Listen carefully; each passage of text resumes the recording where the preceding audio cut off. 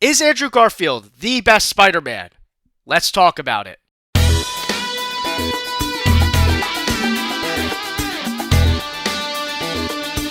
Okay, so in my previous video, I made the argument why Tobey Maguire is the best Spider-Man. For those that are new here, this is a three-part series where I'm going to go over Tobey, Andrew, and Tom, make an argument, making a case of why each one is the best Spider-Man, and I'm going to make a video in the end, a fourth video, drawing my conclusions. So this video today is why Andrew Garfield is the best Spider-Man. So if you're a fan of the other two, go check out the other video, subscribe, to stick around for Tom's and my conclusion. So today we're talking about Andrew, and plain and simple, the argument is, for today, is he's the best Spider-Man. And why is he the best Spider-Man? Because a lot of people say so. And what do I mean by that? What do I mean by a lot of people say so?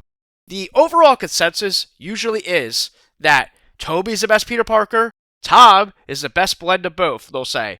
But what do they say? They say Andrew is the best actual Spider-Man. So we can ignore the fact that Tobey could be a better Peter Parker. And maybe Tom's got a better blend of both to some degree. But if we're talking pure Spider-Man, right? It's Andrew, right? He's got the quips, especially in TASM 2. I will admit, I'm not crazy about the suit in TASM 1. And I think his Peter Parker is dramatically worse in TASM 1.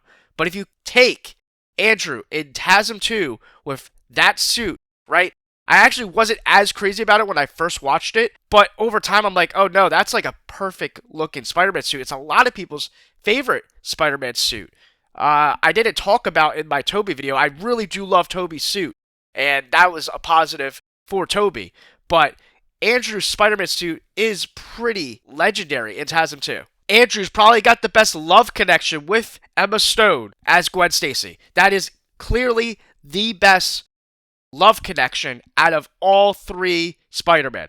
By far, that is easily a positive. I think a positive for Andrew Garfield's Spider-Man is that it probably has the best web swinging. By far. The graphics, the CGI, the way it looks, it is so beautiful. Especially in TASM 2 with that suit, that opening scene, if you ignore the parent storyline, right, which holds it back. But if it opened up with that scene that we all headcanon tell us it opens up with, awesome. Awesome stuff leading into a fight with Paul Giamatti as the Rhino, where he's doing his quips, he's doing the classic Spider-Man isms, and he's the Spider-Man that I think would be perfect to go back and forth with Deadpool. I can't really fully say that with the other Spider-Man as much. But Deadpool, Ryan Reynolds, I think would play off perfectly with Andrew Garfield's Spider-Man. And the one main argument that I also want to talk about, spoilers if you haven't seen No Way Home, but all three Spider-Man are in No Way Home. And in my opinion, I think Andrew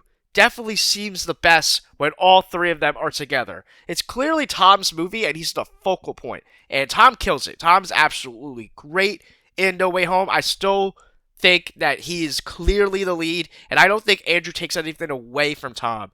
But when all three of them are having their moments and doing their things, Andrew Garfield's just, I think, probably an overall better actor than them, and he kind of runs circles around them. And I think that No Way Home is really the movie that saves Andrew Garfield and made people rethink, man, what would it have been like to have a better, well-made movie with Andrew Garfield? That is the thing that holds him back, is that TASM 1 and 2 have a lot of flaws, a lot of problems. I like TASM 2 personally, but there's clearly a lot of flaws. I think the parent storylines takes away from Spider-Man being Spider-Man in that movie. And TASM 1, I'm just particularly not that big a fan of the suit, the vibe, and the villain. And that is why, after No Way Home especially, people are clamoring for a TASM 3, because they think the potential behind Andrew Garfield's Spider-Man was so high. And it is so high. He could have easily been the undisputed GOAT. The only thing that stops him is that his movies aren't particularly well received. They don't have that classic feel like Tobey Maguire and his Spider-Man movies. And Tom has his own unique thing. But the TASM movies, there's only two of them. He never got his concluding chapter. And the introduction to Andrew in No Way Home, my theater erupted that first time he came in, right? Everyone was excited for both with Tom, or not Tom, Toby and Andrew, right? But it was really loud. Maybe it was because he came out first or whatever, but just the way he took off his mask and then he starts climbing on the walls. Like I said, Andrew is fantastic. Fantastic in No Way Home. Andrew Garfield as Spider-Man. I do think that there's flaws about Andrew Garfield's Peter Parker, especially in TASM 1. He's a little bit too cool, a little too edgy, he's a skateboarder, all these different things. Spider-Man, Peter Parker, is supposed to be more of a nerd, and then he gains confidence and power as he becomes Spider-Man. But his Spider-Man really is that good, and for the people that love that he has web shooters again, that's an important factor, right, for people that are comic book purists, right, where Toby kind of strays away from that with the organic webs, right? I give my opinions on that in the Toby video, but the web shooters are a classic thing, and they do something that's really cool with it, where in TASM 2, one of them gets electrocuted, and that's a problem. I stated that could be a problematic thing if his web shooters go. He still has the other, so he has to pull off a lot together to fight Electro with only one web shooter, created one of the most coolest and visually stunning Spider-Man sequences ever in Times Square. I absolutely love that scene. And it shows that Andrew has to adapt, he has to use his intelligence as Spider-Man, as Peter Parker, and create a solution on how to fix his web shooter so something like that never happens again. That is a really, really good factor in his Spider-Man. Okay, so to conclude, the reason why Andrew Garfield has the case to be the best Spider-Man is that most general consensus have him as the best Spider-Man. And it's not because popular opinion, like I said, Toby, best Peter Parker, Tom, maybe a blend of both, but if you're talking just Spider-Man, Andrew's probably got it to a lot of people's eyes. He just never really got his full shot, it feels like.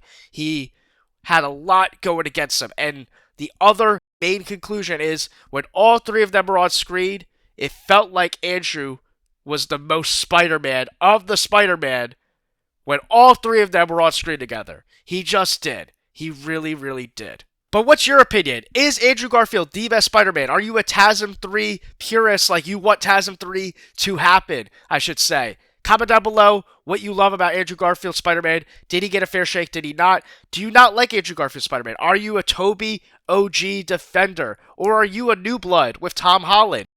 I would love to talk about it. If you are a Toby defender and you found this video first, go check out my Toby Maguire, he is the GOAT Spider-Man video. And subscribe and stick around if you're a Tom fan, because I'm going to make a video on Tom next. And then I'm going to make a video on who is the best Spider-Man. So this is a lot of fun for me. Subscribe and let's talk about Spider-Man together. Alright, see you guys next time.